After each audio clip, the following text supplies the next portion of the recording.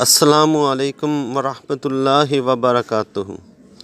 ربی شرح لی صدری ویسر لی امری واحلل عقدۃ من لسانی یفقہوا قولی۔ یا ربی زدنی علما، یا ربی زدنی علما، یا ربی زدنی علما۔ بسم اللہ الرحمن الرحیم۔ فبأی آلاء ربکما تکذبان۔ عمرو بن ابسہ رضی اللہ عنہ کہتے ہیں کہ نبی کریم رؤوف الرحیم صلی اللہ علیہ وآلہ وسلم کے پاس مکہ میں آپ صلی اللہ علیہ وآلہ وسلم کی نبوت کے ابتدائی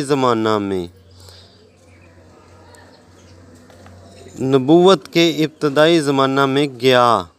میں نے پوچھا، آپ صلی اللہ علیہ وآلہ وسلم کیا ہیں؟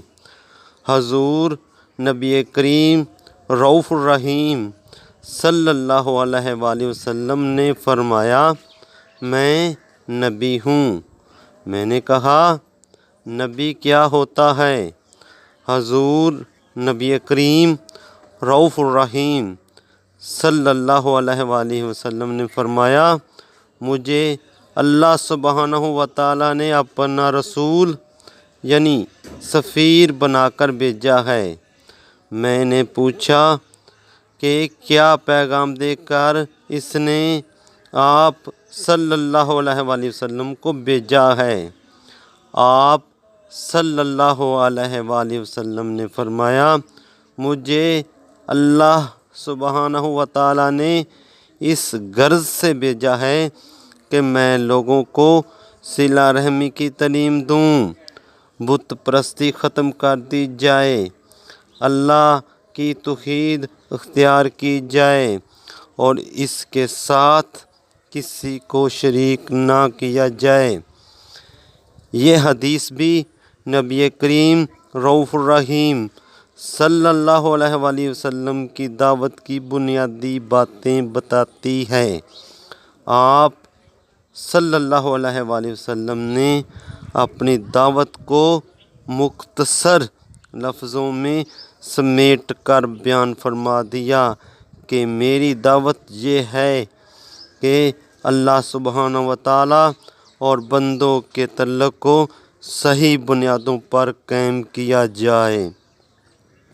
بندے اور خدا کے تعلق کی صحیح بنیاد توحید ہے، یعنی اللہ سبحانہ و تعالیٰ کے اقدار میں کسی کو شریک نہ کیا جائے اور اسی کی عبادت کی جائے، صرف اسی ہی کی اطاعت کی جائے۔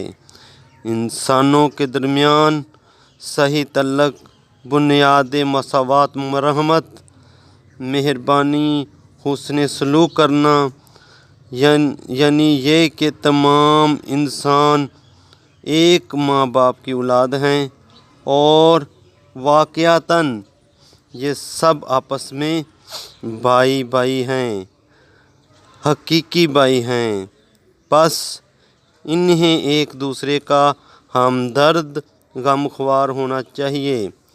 بے سہارا اور لاچار بھائیوں کی مدد کرنی چاہیے۔ کسی پر ظلم ہو رہا ہو تو سب کو ظالم کے خلاف اٹھ کھڑا ہونا چاہیے۔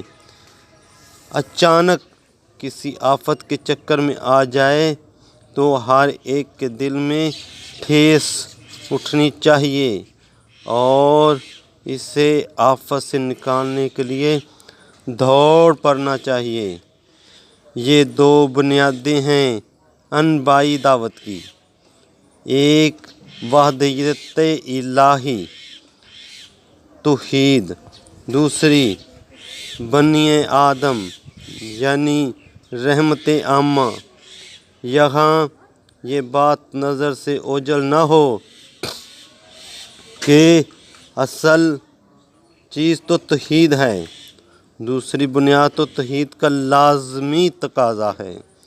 جو اللہ سبحانہ و تعالیٰ سے محبت کرے گا اور اس کے بندوں سے بھی محبت کرے گا، کیونکہ اللہ سبحانہ و تعالیٰ نے بندوں سے محبت کرنے کا حکم دیا ہے۔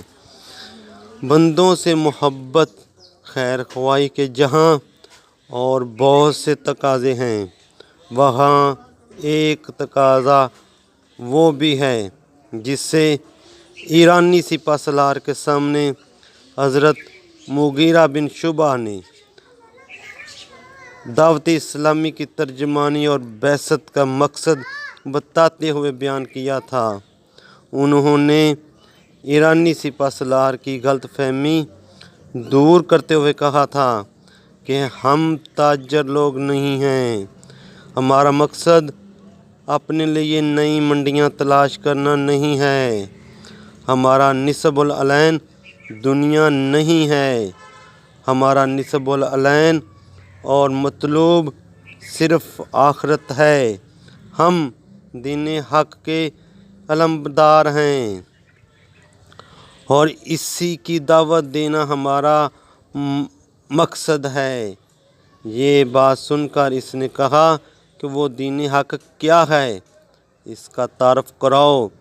تو حضرت مغیرہ بن شعبہ رضی اللہ عنہ نے فرمایا، ہمارے دین کی بنیاد، مرکزی نقطہ جس کے بغیر اس دین کا کوئی جز اچھی حالت میں نہیں رہ سکتا، یہ ہے کہ آدمی گواہی دے کہ اللہ سبحانہ و تعالیٰ کے سوا کوئی اللہ نہیں ہے، توحید، اور یہ کہ محمد صلی اللہ علیہ وآلہ وسلم اللہ تعالیٰ کے رسول صلی اللہ علیہ وآلہ وسلم ہیں، یعنی رسالت، اور یہ کہ اللہ سبحانہ و تعالیٰ کی طرف سے آئے ہوئے قانون قرآن مجید کو اپنائے۔ ایرانی سپہ سالار نے کہا، یہ تو بہت اچھی بات ہے، بہت اچھی تعلیم ہے، کیا اس دین کی کچھ اور بھی تعلیم ہے؟ حضرت مغیرہ رضی اللہ عنہ نے کہا، ہاں، اس دین کی تعلیم یہ بھی ہے کہ انسان کو انسان کی بندگی سے نکال کر اللہ سبحانہ و تعالیٰ کی بندگی میں داخل کیا جائے۔ ایرانی سپہ سالار نے کہا، یہ بھی اچھی تعلیم ہے، اور کیا اور بھی کچھ یہ دین کہتا ہے؟ اس حضرت مغیرہ رضی اللہ عنہ نے فرمایا، اس دین کی تعلیم یہ بھی ہے کہ تمام انسان آدم و حوا علیہم السلام کی اولاد ہیں، سب آپس میں حقیقی بھائی ہیں، یہ ہے دین حق کی بنیادی دعوت، جس سے سپہ سالار کے سامنے حضرت مغیرہ رضی اللہ عنہ نے پیش کیا، اور اسی سپہ سالار کے سامنے اسی مجلس میں حضرت ربیع بن عامر نے اسلام کی ترجمانی ان الفاظ میں کی، اللہ تعالیٰ نے ہمیں مأمور کیا ہے کہ جو لوگ چاہیں انہیں ہم انسانوں کی بندگی سے نکال لیں اور اللہ کی بندگی میں داخل کریں، اور تنگ دنیا سے نکال کر وسیع دنیا میں لائیں، اور ظالمانہ نظام حیاہ زندگی سے نکال کر اسلام کے عدل و انصاف کے سائے میں لائیں۔ پس اللہ سبحانہ و تعالیٰ نے ہمیں اپنا دین دے کر انسانوں کے پاس بھیجا ہے تاکہ انہیں اللہ سبحانہ و تعالیٰ کے دین کی طرف بلائیں۔ جو کچھ پڑھا اور سنا ہے، اللہ پاک اس کو سمجھنے اور اس پر عمل کرنے کی توفیق عطا فرمائے۔ وما علینا الا البلاغ المبین۔